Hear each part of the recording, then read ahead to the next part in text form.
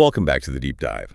Our mission today is, well, it's to step directly into the chaos of April 19th, 1775. That date, yeah. It's a day often summarized by, a single famous phrase, but which was, in reality, just this sprawling, desperate, and utterly pivotal 24 hours of action. Absolutely. We are diving into the battles of Lexington and Concord, the moment a grinding political crisis in the American colonies violently and irrevocably exploded into open warfare. And this is a deep dive into sheer complexity. I mean, we aren't looking at just one battle. Not at all. Yeah. It's a day-long series of, running engagements stretching 40 miles round trip across multiple Massachusetts towns. Yeah. You've got Lexington, Concord, Lincoln, Menotomy, which is Arlington now, and Cambridge. Right. We're trying to synthesize a huge amount of source material detailing General Gage's, frankly, disastrous secret mission. Total disaster. The complete failure of British intelligence, and on the other hand, the revolutionary speed of the Patriot response. It's quite the contrast. Our goal here is really to move past the simple history textbook summary. We want to understand the intense suspense, the tactical reality of that day. Mm-hmm. How did 700 highly trained British regulars sent on what was supposed to be this surgical secret operation? Yeah. How did they manage to get ambushed, routed, and ultimately find themselves surrounded by, well, an entire new army of farmers? Yeah, farmers and townsfolk. Igniting the immediate siege of Boston. It's a story of military miscalculation, really, and colonial brilliance in response. Yeah. Hashtag Chapter 1, Whispers of Rebellion. Hashtag 1.1, The Midnight Alarm. Right. So to understand the failure of the whole expedition, you really have to look at the immediate cause. General Thomas Gage, he's the commander-in-chief in Boston. Top guy. He gets his final instructions from London on April 14, 1775. And the directive was blunt. Disarm the rebels and confine or, imprison their leaders, primarily Samuel Adams and John Hancock. Okay, so he decides on this rapid, secret military move, puts Lieutenant Colonel Francis Smith in charge, Right. ordering him to Concord to capture and destroy colonial military supplies. But what's fascinating here, to me anyway, is the deliberate ambiguity. Gage specifically avoided putting the arrest order for Adams and Hancock in writing. Yeah, that's telling, isn't it? He feared that formal warrants would be the spark, the thing that sets off an immediate uprising. Trying to keep a lid on it. Exactly. But it was, kind of a pointless precaution, wasn't it? Because the uprising happened anyway. Right. Largely because the Patriot intelligence network was just operating on a completely different level. They already knew weeks before that supplies stored in Concord were at risk. Weeks. Wow. Yeah, so they'd already moved the vast majority of their arsenal, everything from gunpowder to cannons further west, into more secure locations. The British were basically marching toward an empty vault. An empty vault. And how did the Patriots know the exact timing? That's the killer detail. We know there's strong speculation, pointing to a very intimate source. Can we talk about Margaret Gage, the general's wife? Ah, yes. Margaret Kimball Gage. It's one of history's great enduring possibilities, isn't it? It really is. She was New Jersey-born, had known colonial sympathies, and apparently a friendly relationship with Dr. Joseph Warren, a key Patriot leader. Mm-hmm. Now, it's never been definitively proven, right? But it is strongly believed by many historians that she was the confidential source, that she gave Warren the crucial info that the expedition was mobilizing on the night of April 18th. Just that one piece of insider knowledge. Changed everything. It set the whole response in motion. So, night of the 18th, Warren gets the alert. He immediately tasks Paul Revere and William Dawes to ride out. Mm-hmm. Initially, the objective they thought was most pressing wasn't even the supplies in Concord, right? He was making sure Adams and Hancock, who were staying in Lexington, In the Hancock-Clark house, yeah. were safe, moved out of harm's way before the regulars could possibly grab them. Exactly. Getting the leaders clear was paramount. And the signal Revere arranged, the lanterns, it's iconic, but it's often misunderstood. 1, if by land, 2, if by sea. Right. 2 lanterns were hung in the steeple of Boston's Old North Church. But this wasn't really to warn Revere himself. He already knew. It was the prearranged signal for Patriot watchers across the Charles River in Charlestown. It confirmed that the British troops would be crossing by boat first, heading towards Cambridge, not marching out over Boston Neck. Got it. So it confirmed the route. Precisely. And the subsequent rides by Revere, Dawes, and then later they're joined by Samuel Prescott. That was the trigger. The spark that ignited the largest colonial mobilization the colonies had ever seen up to that point. Hashtag 1.2, the call to arms. And if the British failed at secrecy, utterly failed, The colonists absolutely excelled at coordination. Their system, this alarm and muster system, it wasn't just spontaneous. No, it sounds planned. It had been deliberately developed. They'd learned from earlier, smaller alarms where communication had been, slow or fractured. This system was designed for maximum speed and flexibility. So what exactly was the mechanism for that alert? Beyond just Revere and Dawes galloping around, they couldn't cover every single town on their own. No way. That's the key. They used a combination, right? Dedicated express riders, yes, like Revere and Dawes, but also this network of secondary signals that just spread exponentially. Like that. Church bells ringing out, drums beating specific calls, designated alarm guns firing, usually 3 shots in succession, bonfires lit on hilltops as visual signals, even crumpets used in some of the larger towns. It turned the silent night into this cacophony of warning. Wow. The system was designed so that once one community got the word, it was their responsibility to pass it immediately to the next one. It created this incredibly rapid chain reaction across the countryside. And how fast are we talking? I mean, this must have been deeply unnerving for the British soldiers marching in the dark, hearing this erupt around them. Oh, the speed was truly astonishing. We know that people in towns 25 miles away, that's 40 kilometers, were informed of the British movements, while the regulars were still struggling to unload their boats in the muddy backwaters near Cambridge. While they were still waiting ashore. Pretty much. Adams and Hancock were already safely relocated, moved out of Lexington, before Pitcairn's advance guard even reached the town green. This early warning didn't just save the leaders. It provided the crucial hours needed for the local militias to actually gather, arm themselves, and form up. And this leads us to that important distinction in the colonial forces. This wasn't just, a generic mob of angry guys with pitchforks, was it? Absolutely not. That's a common misconception. This was a complex mobilization involving several types of units. The general alarm notified dozens of towns that a significant force, over 500 regulars, was on the move. Okay. This called out the general militia, sometimes called the local training bands. These were men who drilled periodically but weren't necessarily expected to be first responders. Then you had the elite of the militia, the famous Minutemen. They were specifically organized, trained, and equipped to be ready to march at a minute's notice, hence the name. Got it. The Rapid Response Force. Exactly. And later in the day, we'll see the crucial role played by the alarm list veterans. These were often older, experienced soldiers, maybe veterans of the French and Indian War, sometimes too old for the main companies, but possessing exceptional marksmanship skills. So multiple layers of response. Multiple layers, yes. And the sheer scope of this mobilization, it meant the total colonial force throughout the day eventually included something like 4,000 militiamen gathering from about 30 surrounding towns.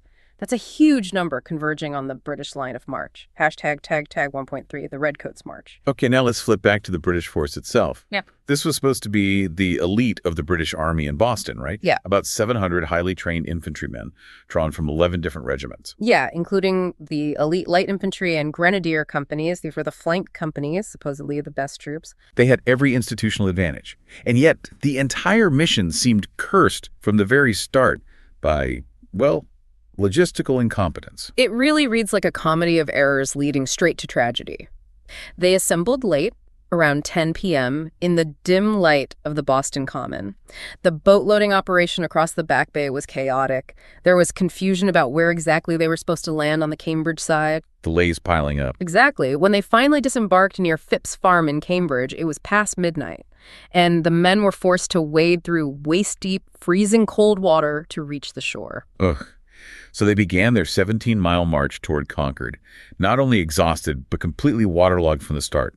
What supplies were they even carrying for this supposedly secret rapid mission? Well, they were traveling light, in theory. They carried extra ammunition. Their muskets, of course. Provisions were basic: cold salt pork and hard sea biscuits. They avoided the heavy knapsacks to ensure speed.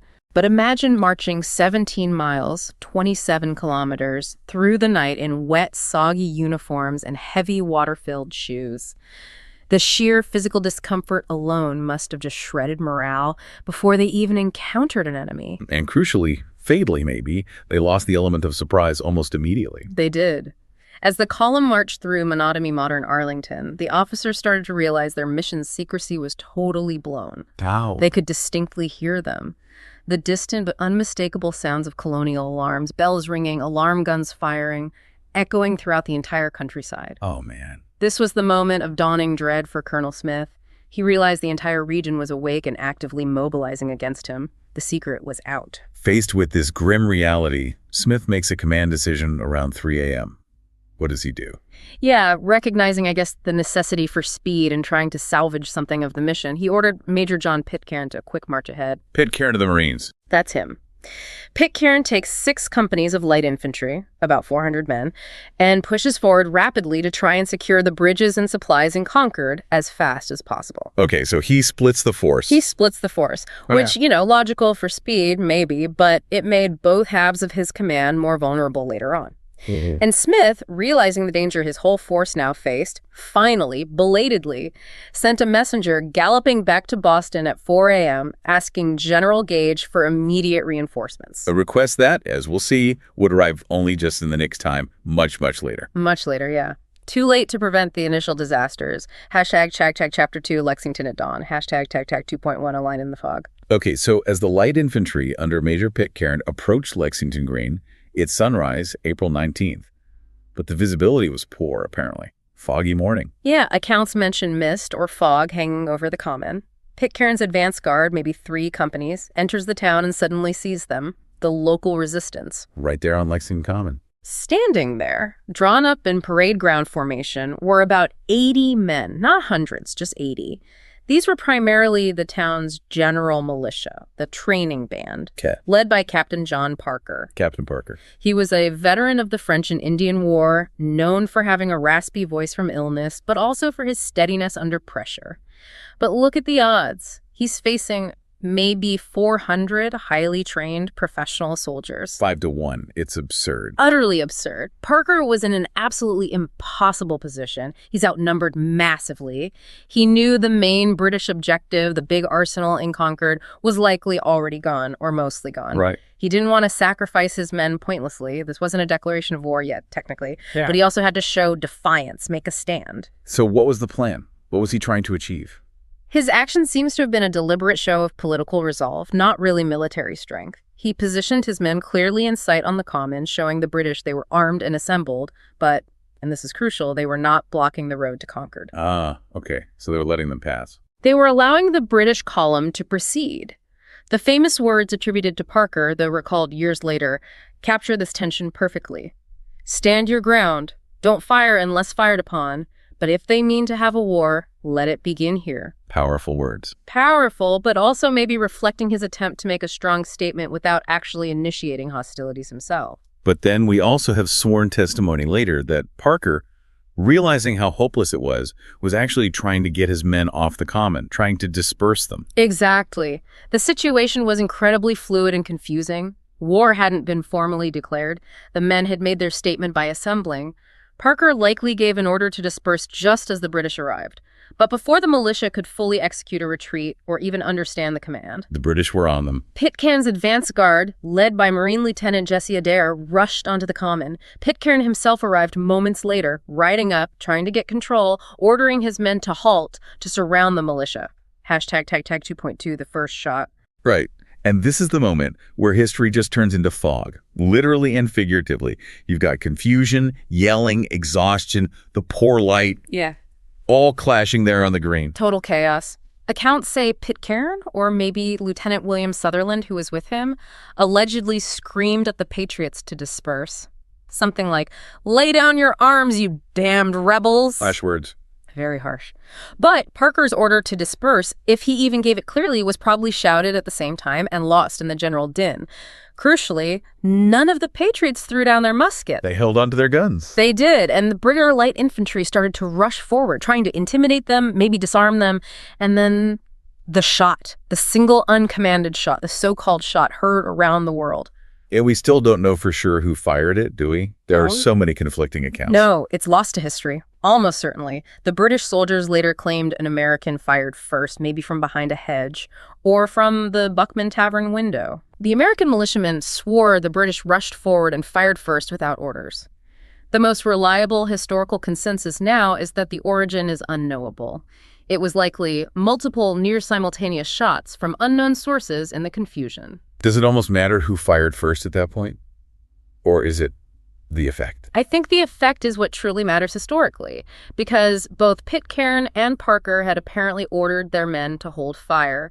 Yet, once that first unauthorized shot or shots cracked the morning air, discipline just vanished. Completely vanished. The young, exhausted British light infantry companies, many lacking actual battlefield experience, certainly lacking experience in this kind of tense, confusing standoff, just lost all their military discipline in an instant. They didn't wait for a command from Pitcairn. They didn't. Accounts say they cheered or gave a huzzah, ran forward at the militiamen, and fired an uncontrolled, crashing volley directly into Parker's dissolving line. One British officer later admitted they had lost all sense of command, just reacting as if they were under attack. So a war began, not by a general's calculated command, but by chaotic accident, born of exhaustion, fear, confusion, and a single mysterious gunshot. Hashtag 2.3 blood on the green. And once that initial volley erupted from the British side, the skirmish itself was brutally swift, wasn't it? Well, Pitcairn's men charged forward with bayonets fixed. Yeah, it was over in moments. The Patriots, vastly outnumbered, shocked by the volley, were completely overwhelmed. 8 Lexington men were killed almost instantly, right there on the green. 10 more were wounded. Such a heavy price for that brief stand. Terrible. And the brutality, or at least the one-sidedness of the exchange, is really reflected in the casualty imbalance. The British suffered only 1 casualty, a single soldier wounded slightly in the thigh. Possibly from friendly fire, even. Wow. And it's important, I think, to remember the names and faces, or at least acknowledge the individuals who fell. People like Prince Esterbrook, who was an enslaved black man serving in the Lexington militia. He was one of the wounded. It reminds us that the fight for whatever freedom meant then started with sacrifice from across the whole social spectrum. Absolutely. And this brief, bloody victory for the British, it instantly led to more disorder on their side. Exactly. It's paradoxical. Pitcairn's companies, having fired wildly in charge, began pursuing the fleeing militiamen off the common. They were apparently on the verge of rushing into private homes, maybe looking for snipers, maybe just caught up in the adrenaline, maybe looking to loot. Their discipline just evaporated the moment the shooting started. So who restores order? Colonel Smith. He's arriving late with the main column, the slower-moving grenadiers. He hears the firing up ahead, rides forward, and understands immediately the disaster that's unfolding his troops are out of control. So Smith had to physically intervene to stop his own men from turning into basically a chaotic mob. Precisely. Smith quickly rode forward, found a drummer, ordered him to beat the assembly call, and physically restored order among the light infantry. The grenadiers arrived, providing a steadying presence. The column was reformed, and then the combined British force marched on toward Concord. But now they were fully aware they weren't on a secret mission anymore. They were deep inside hostile territory, leaving a trail of bloodshed behind them. They'd spent valuable time, wasted ammunition, and absolutely guaranteed that every militia company between Lexington and Boston would now be armed and waiting for their return journey. The die was cast, as Adam said. Very much so. Hashtag Chapter 3, Concord's Defiance. Hashtag 3.1, the North Bridge. Meanwhile, the news of the bloodshed at Lexington traveled much faster than Colonel Smith's column. Church bells, writers. The alarm spread like wildfire. So Concord knew they were coming, and any blood had been spilled. Oh, yes. The Concord and Lincoln militiamen, numbering around 250 initially, gathered near the town. They actually started marching towards Lexington initially. Tell Parker. Presumably.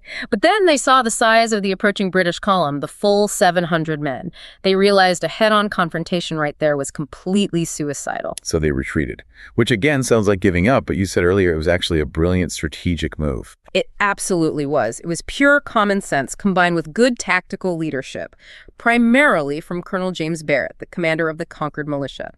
They fell back through the town, crossed the Old North Bridge over the Concord River, and took up positions on Punkatassett Hill and the ridge overlooking the bridge and the town. This action served 2 crucial purposes. First, it bought them precious time for their ranks to swell dramatically as more and more Minuteman companies arrived from surrounding towns like Acton, Bedford, Lincoln. Using the terrain and time. Exactly.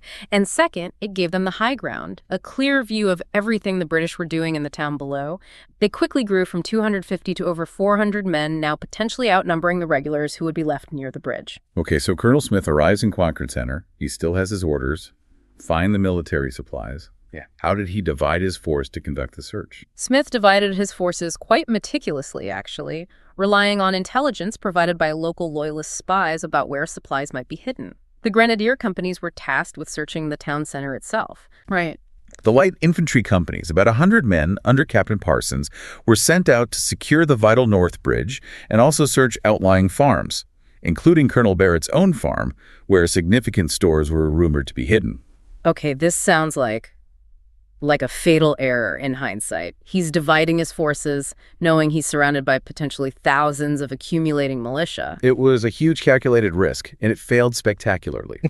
Captain Walter Laurie of the 43rd Regiment was left guarding the North Bridge with only one, maybe parts of two, light infantry companies fewer than 100 men. And he's staring across the river at this growing, determined, and increasingly agitated force of 400-plus Patriots on the high ground. That's not a good position.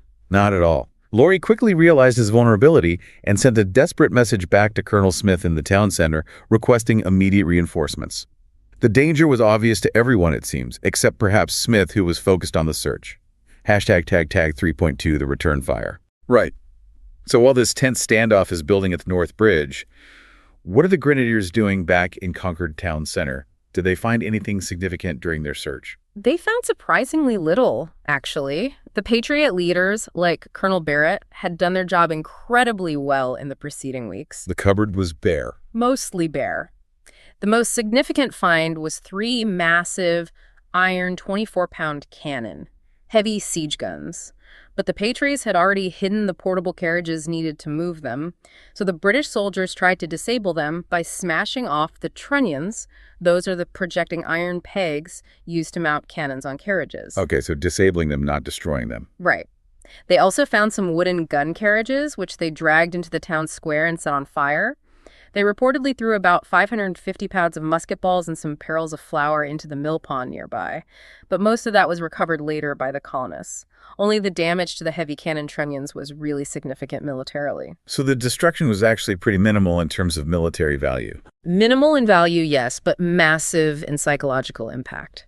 Because when those burning gun carriages threatened to set the town meeting house alight, that's when we get that amazing little human detail. The Martha Moulton story. Yeah, Martha Moulton, an elderly local resident, apparently persuaded the British soldiers, the very soldiers occupying her town, to form a bucket brigade with the locals to save the structure. Wow. The enemy helping put out the fire they started. It highlights the sheer strangeness and confusion of the conflict at this very early stage. Soldiers fighting one minute, cooperating with civilians the next. However, the key outcome of that fire was the smoke. The smoke rising from the center of Concord, visible to the militia gathered on the hills. Exactly. And they interpreted that smoke column as the British burning their town down. That was the trigger, the final straw. Okay. Colonel Barrett, seeing the smoke and conferring with his officers, ordered the militia, now over 400 strong and growing, to advance down the hill towards the North Bridge. This was a deliberate decision to engage. A conscious move to confront the British. Yes.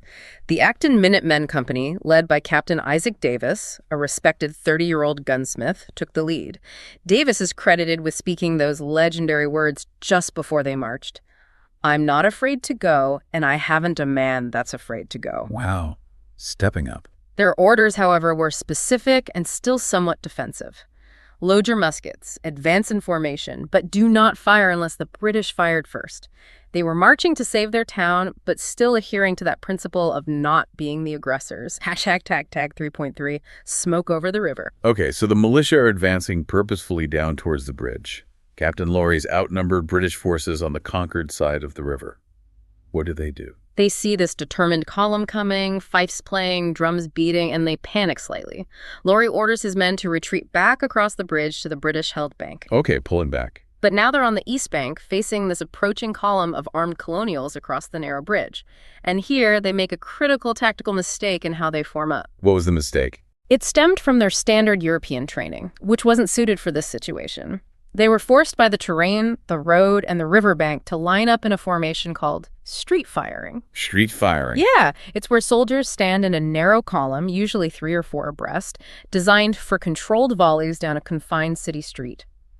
But here, across a bridge, facing spread-out militia, it just created this tight, packed, perfect target cluster directly in the view of the advancing Patriots. Plus, reports suggest confusion was rampant among Laurie's relatively inexperienced troops. They weren't prepared for this kind of confrontation. A recipe for disaster. And then The sequence of shots begins again, similar to Lexington. Very similar dynamic. According to multiple accounts, the first shot was likely a single, panic, unauthorized warning shot fired by an exhausted British regular from Laurie's line, maybe aimed high or into the river. A warning shot. It was quickly followed by 2 more shots that apparently splashed harmlessly into the Concord River near the militia. But then, perhaps triggered by those initial shots, a ragged, uncontrolled volley erupted from the front ranks of the British line directly at the head of the Patriot column. And this volley, unlike the warning shots, was instantly catastrophic for the Patriots on the bridge. Devastatingly so. 2 Acton Minutemen at the very head of the advancing line, Captain Isaac Davis himself and Private Abner Hosmer, were killed instantly. 4 other men were wounded. This was the moment. The colonial defiance, the principled stand, turned into deadly, active retribution. What happened then? Major John Buttrick of Concord, who was marching near the front alongside Colonel Robinson, reportedly leaped into the air and yelled the command, "Fire, for God's sake, fellow soldiers! Fire!" Fire! The order was given. The order was given, and the colonial returned fire, delivered with precision by men who were mostly experienced hunters and marksmen from only about 50 yards away. It must have been absolutely withering against that tightly packed British formation. Aiming at that cluster.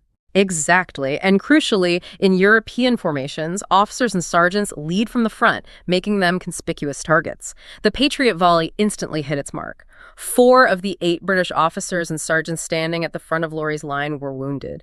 3 British privates were killed or mortally wounded almost immediately. Heavy losses for the British in seconds. Heavy losses concentrated and from an enemy that they likely underestimated. The remaining British forces, seeing their leaders fall, terrified by the accuracy and volume of the return fire, and realizing they were outnumbered at that point, they just broke. They ran. They abandoned their dead and wounded on the riverbank and fled in disorder back toward the safety of the Grenadier Companies in Concord Center. The retreat was chaotic. They left the North Bridge completely open and undefended. This action also completely isolated the British companies like Parsons that were still out searching Barrett's farm further beyond the bridge. For the first time that day, a relatively small colonial militia force had faced British regulars in a direct firefight and had decisively routed them. It was a massive turning point. Hashtag Chapter 4, the long retreat. Hashtag 4.1, Rose of Fury. Colonel Smith, back in Concord Center, finally realizes the gravity of the situation, the disaster at the bridge, the sheer number of militia gathering. He spent valuable hours, maybe too many hours, gathering his scattered forces, tending to his wounded. By the time the entire British column finally departed Concord to march back to Boston, it was past noon. Past noon. They'd been there for hours. Hours. And by now, the entire countryside wasn't just awake, it was mobilized and converging. The long 17-mile retreat back to Boston was about to begin, and it was going to be absolutely brutal. So the British are now marching back east, retracing their steps, but this time directly into the teeth of the accumulating colonial rage in numbers. Where did the serious ambushing start? It started almost immediately, just east of Concord town, at a place called Merriam's Corner. This was a critical crossroads where the road narrowed to cross a small bridge. A natural choke point. Exactly. Smith was attempting to use flankers, small detachments of light infantry moving parallel to the main column on higher ground or through fields to protect his main force from harassing fire. Standard procedure. Right. But when the main column had to bunch up to cross that narrow bridge at Merriam's Corner, Smith was forced to pull those protective flankers back into the main road, completely exposing the dense column. And the colonial forces were waiting for exactly that moment. They were perfectly positioned. Militia companies pouring in from towns north and east like Reading, Chelmsford, Billerica. They converged precisely at this pinch point as the British rear guard crossed the bridge. What happened? The British rear guard fired a volley to try and keep the colonists back, but the militiamen, who had been firing from long range earlier, finally closed in to effective musket range, maybe 100 yards, and they returned fire with deadly intent. Did they hit anyone? Yes. 2 British regulars were killed instantly, several more wounded. And significantly, the colonists suffered 0 casualties in this exchange. The British realized right then that their flankers were proving ineffective in this kind of rolling, wooded, wall-lined terrain. The militia could just melt away and reappear. That realization must have been terrifying. And it seems to have compounded the problem as they continued down the Bay Road, leading to that infamous section known as the Bloody Angle, right? Though apparently that name is a bit of a misnomer. Yeah, the name Bloody Angle historically refers to a different battle, but it stuck to this section of the road in Lincoln. It involved a sharp curve, almost a hairpin turn, where the road went through rocky, rough terrain with thick woods and lots of stone walls. It was a perfect natural killing zone. Designed for ambush. Absolutely. Militiamen, particularly a large contingent from Woburn, plus others who had raced ahead, positioned themselves behind those stone walls and trees on both sides of the road. This wasn't linear warfare anymore. This was classic frontier guerrilla-style fighting. The British column was trapped in a heavy, unrelenting crossfire from unseen enemies on both flanks. They couldn't effectively return fire. Just caught in the middle. Give us a sense of the sheer loss the British suffered in just that short, maybe half-mile stretch of road. It was devastating for them. Sources suggest the column lost approximately 30 soldiers killed or wounded in the area around those two sharp curves near the Lincoln-Lexington border. The fire was so intense and accurate. 30 men in just a few hundred yards. Yeah. The British troops were forced to break from any semblance of an orderly marching retreat into a desperate trot, almost a run, just trying to get through the kill zone and escape the crossfire.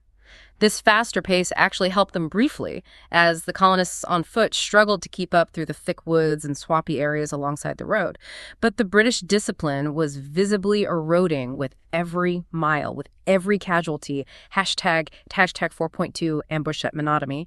And as the retreat staggered onwards, back towards Lexington, the British command structure itself began to literally collapse under the pressure of this constant, hidden, harassing fire. Colonel Smith, the expedition commander. What happened there? He was shot, seriously wounded in the thigh, and knocked from his horse somewhere during the fighting in Lincoln or Lexington. He couldn't effectively command the column anymore. So Major Pitcairn, the Marine who had led the first clash at Lexington Green, he took over command. He did, yes. Pitcairn took charge of the retreating column, but his command was tragically brief. What happened to Pitcairn? During a heavy musket volley near Lexington, Pitcairn's own horse apparently bolted in terror, reared up, and threw Pitcairn hard to the ground, injuring his arm. His matched set of officers' pistols were lost when the horse ran off and were later captured by the Patriots. So now the column is essentially leaderless. Effectively leaderless, yes. Collapsing into what one British officer later grimly described in his diary as a fleeing mob. They were utterly exhausted, psychologically battered by hours of unseen attacks, running critically low on ammunition and taking casualties constantly. Their situation was desperate. And they were saved, literally saved, only by the timely arrival of Brigadier General Hugh Percy and his brigade of reinforcements. That must have felt like an absolute miracle to those retreating soldiers. Oh, it was a literal rescue from annihilation.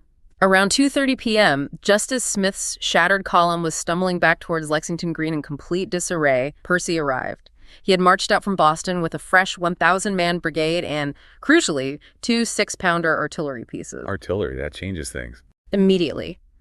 Percy quickly deployed his men into a strong defensive perimeter and used his cannons to disperse the pursuing militia with grape shot and round shot. This provided a desperately needed safe haven. Smith's terrified and wounded men literally collapsed, exhausted, panting on the ground within the safety of Percy's protective square. A moment of relief. But Percy's logistical planning, it turns out, was almost as flawed as Smith's initial secrecy had been. Terribly flawed, yes. In his understandable haste to march to the sound of the guns, Percy had left Boston without arranging for spare ammunition wagons to follow him. His fresh troops had only the standard 36 rounds each in their cartridge boxes, and his artillery had very limited ammunition as well. 36 rounds isn't much for a running battle. Not nearly enough. He had sent an ammunition convoy with 2 wagons to follow him later, but it never made it. And here's where that third type of colonial soldier you mentioned comes into play again. The alarm list veterans. Tell us about the ambush of that crucial supply convoy. Right. This is a fantastic little anecdote, often overlooked, that really speaks to the depth and breadth of the colonial mobilization. This vital ammunition convoy, guarded by about a dozen soldiers, was ambushed in Menotomy, Arlington, by a group of older men, primarily from the local alarm list. The old guys, the veterans. Exactly. These were experienced men, often veterans over 60, maybe too old or infirm for the main militia companies, but they knew how to handle a musket. They set up a clever ambush near Spy Pond. They let the officers ride past, then opened fire on the wagons and guards. What was the result? They shot the lead horses, immediately stopping the convoy.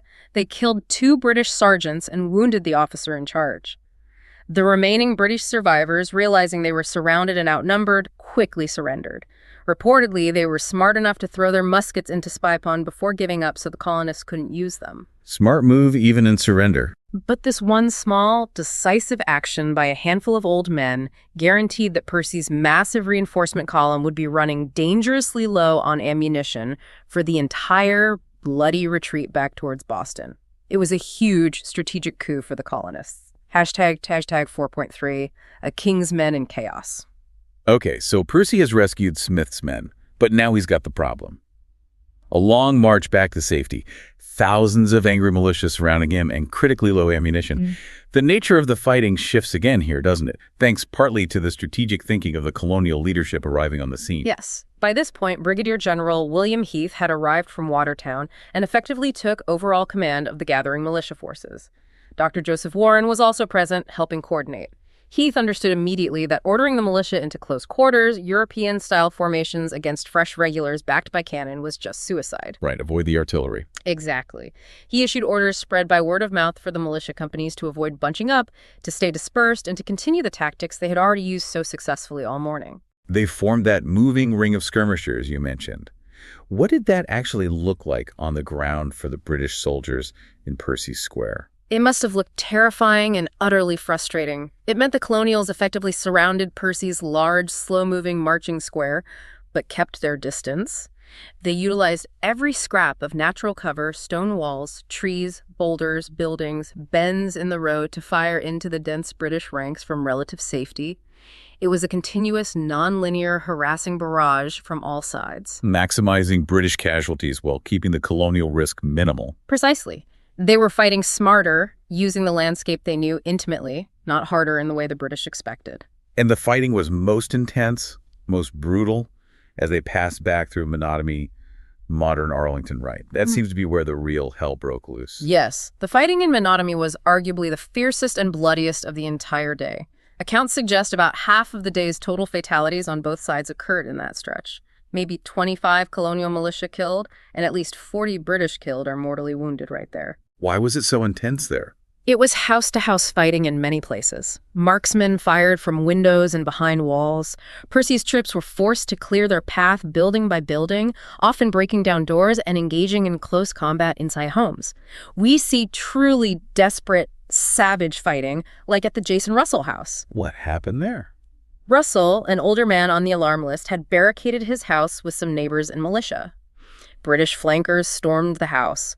Russell himself and 11 colonial combatants were cornered and killed inside or on the grounds, some reportedly after surrendering.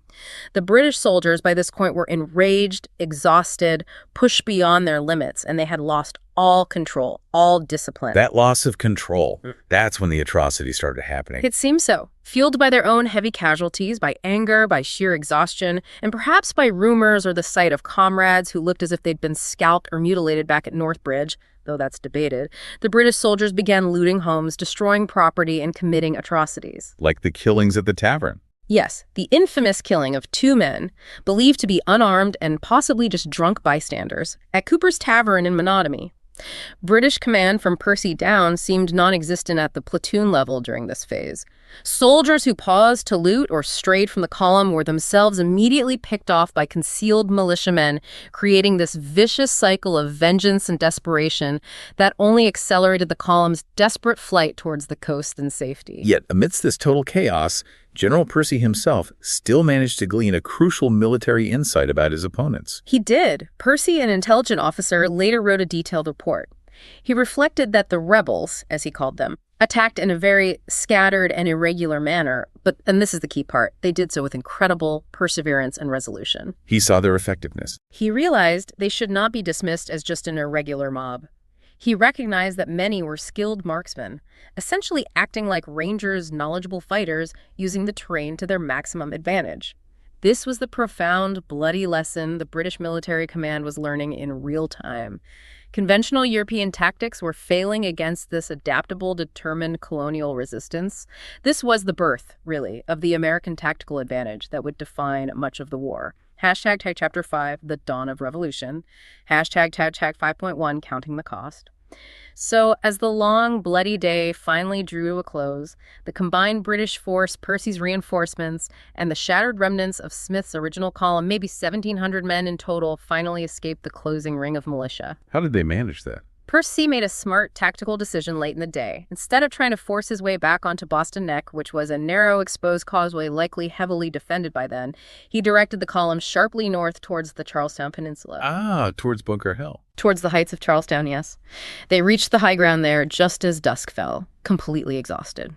There, they were finally safe, protected by the heavy naval guns of the warship HMS Somerset anchored nearby in the Charles River. Those poor soldiers. I mean, they had marched an almost unimaginable distance, much of it under constant fire. They must have been completely broken. Utterly depleted, physically and mentally shattered. Some of those men from Smith's original force had been marching and fighting for nearly 21 hours straight.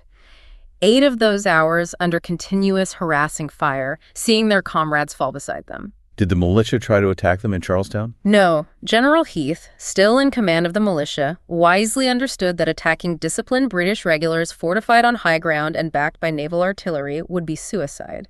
He ordered the colonial militia who had gathered in Cambridge to stand down for the night, but crucially not to disperse and go home. Stay put. Stay put. Form a siege line. And the immediate result of this supposedly secret surgical retrieval mission was, well, the complete and utter failure of its objectives. Catastrophic failure, really. Totally. They seized almost no significant weapons. They failed completely to capture the rebel leaders, Adams and Hancock. And instead of preventing conflict, they precipitated the very war they were trying to suppress. When we count the final cost, the numbers are stark and telling. Okay, lay out the final tally for us. What were the casualties on both sides for that single day? For the British, their losses were 73 killed, 174 wounded, and 53 missing. Most of the missing were captured, particularly at Concord or during the convoy ambush. That's a total of 300 casualties. 300. And the Americans? American losses were significantly lower. 49 militia killed, 39 wounded, and 5 missing, likely captured or deserted. That's a total of 93 casualties. 93 versus 300. Yeah. The colonials, despite being the supposedly untrained militia, had inflicted more than 3 times the casualties on the world's most powerful professional army. But even more profound than the casualty count was the immediate strategic consequence. Boston was now surrounded. Overnight, maybe 15,000 New England militia from Massachusetts, New Hampshire, Connecticut, Rhode Island. They converged and formed a ring around the city, trapping Gage's army inside. The siege of Boston had begun literally the next day. Hashtag tag 5.2, the echo heard round the world. So the immediate military consequence was the siege. A stunning reversal. But the political consequence, the war for the narrative, was arguably even more significant, and the colonists won that decisively too. They did. The Massachusetts Provincial Congress, the Patriot governing body, moved with astonishing speed and political sophistication. They understood immediately that winning the information war, controlling the story, especially back in London, was just as important as winning the skirmishes. So what did they do? Within just 4 days of the battles, they had collected scores of detailed, sworn depositions, legal affidavits signed by over 100 participants and witnesses. These documents meticulously, carefully established the colonial side of the events, emphasizing British aggression, particularly at Lexington. Getting their story straight, legally documented. And why was that speed so absolutely vital? They needed to frame the narrative before London heard Gage's version. They knew General Gage would send his official report back on a Royal Navy ship. But the Provincial Congress chartered a faster merchant schooner, captained by John Derby of Salem, A faster ship. and rushed their packet of depositions, along with a cover letter summarizing their case, straight to London. As a result, these detailed American accounts, full of dramatic eyewitness testimony, were printed widely in the London newspapers a full 2 weeks before Gage's typically vague, defensive, and self-serving official report finally arrived. Wow. They scooped the official report. Completely scooped it. This established the crucial, politically advantageous narrative right from the start. That the British troops had been the aggressors, firing without provocation on dispersing citizens at Lexington, and then rampaging through the countryside. It put the British government immediately on the defensive. And this political victory, this carefully managed narrative, galvanized the American leadership, didn't it? What was the reaction of men like John Adams, back in Philadelphia for the Continental Congress, or George Washington at Mount Vernon. The reaction was one of grim finality. There was no going back now. John Adams famously wrote that the die was cast, the Rubicon crossed, the time for petitions and reconciliation was over. Right. George Washington, upon hearing the detailed news at Mount Vernon, saw the immense tragic stakes immediately. He lamented in a letter that the once peaceful plains of America were now destined either to be drenched in blood or inhabited by slaves. For the American leaders, the choice, effectively, had been made for them by the shots fired on April 19th. War was here. Hashtag tag 5.3, A Nation Awakens. And those events of April 19th were immediately absorbed, almost mythologized, into the growing American national identity, weren't they? Early colonial propaganda, engravings, paintings. They often portrayed the Lexington fight specifically as an unjustified, brutal slaughter of innocents, which was essential for mobilizing support both locally and, maybe more importantly, abroad. Absolutely. That narrative, the focus on the suffering innocents, the martyrs on Lexington Green, was crucial in those early days and weeks. It painted the British as tyrants and rallied support for the cause. But interestingly, as the revolution progressed, the historical image, the popular memory of the day, began to mature and shift. How did it shift? It gradually moved away from emphasizing victimhood towards celebrating active, defiant resistance. The story became less about colonists being passive martyrs and more about them being courageous patriots who actively fought back against oppression, starting at Concord's North Bridge. So less about suffering, more about defiance. Exactly. This shift helped cement the idea that the American Revolution was born not out of weakness or mere reaction, but out of inherent strength, virtue, and immediate decisive action by ordinary people defending their rights. It was a more empowering narrative for a nation forging its identity in war. And of course, the legacy, the enduring image of the day, was ultimately cemented by the poets.